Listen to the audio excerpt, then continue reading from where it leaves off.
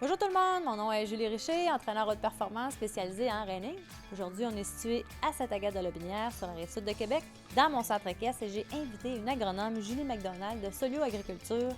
Bonjour Julie, ça va bien? Allô, ça va bien toi? Oui, et sujet, comment alimenter nos chevaux âgés, sachant que nos chevaux âgés ils ont des bonnes dentitions ou des moins bonnes dentitions.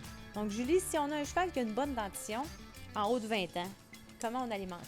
Bien, l'alimentation du vieux cheval qui a une bonne dentition va être vraiment similaire à l'alimentation d'un cheval adulte, en fait. On va miser sur un bon foin qui va être facile à mastiquer, qui va avoir un beau profil au niveau des protéines, de la fibre.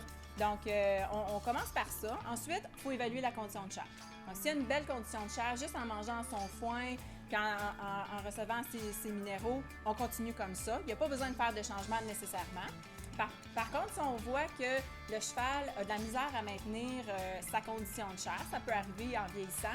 À ce moment-là, on peut juste ajouter à son alimentation une moulée qui est formulée spécialement pour un cheval âgé, comme la moulée senior, par exemple. Excellent. Et un cheval qui a moins une bonne dentition? Oui, à ce moment-là, la première chose à faire, c'est de le faire évaluer par le vétérinaire qui va vraiment pouvoir nous donner des indications quant à sa capacité à mastiquer le foin.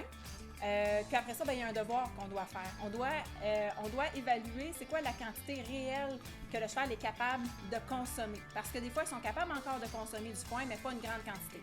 Alors à ce moment-là, on pèse notre foin, on évalue combien est-ce qu'on en donne, on évalue les rejets pour savoir combien est-ce qu'il est capable d'en consommer. Normalement, un cheval de 500 kg à peu près devrait manger de 10 à 11 kg de foin par jour.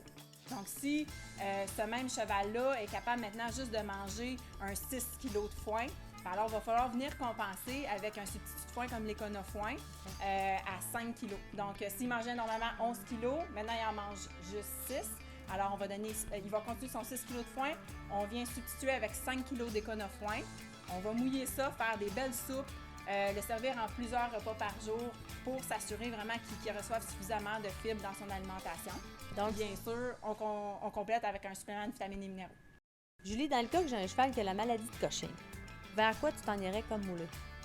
Normalement, avec un cheval qui a la maladie de Cushing, avec une résistance à l'insuline, ce qu'il faut faire attention, c'est de limiter la quantité de sucre et d'amidon dans la ration. Alors à ce moment-là, on va choisir un aliment qui est à base de fibres et de gras, comme par exemple le linofibre ou Nutrifibre. Puis un autre aspect qui va être important de vérifier sur l'analyse de foin, c'est la quantité de sucre soluble à l'éthanol et d'amidon qu'on va vouloir conserver à un maximum de 11 dans le cas de chevaux qui ont des maladies de Cushing. Merci beaucoup, Julie. Ça m'a fait plaisir.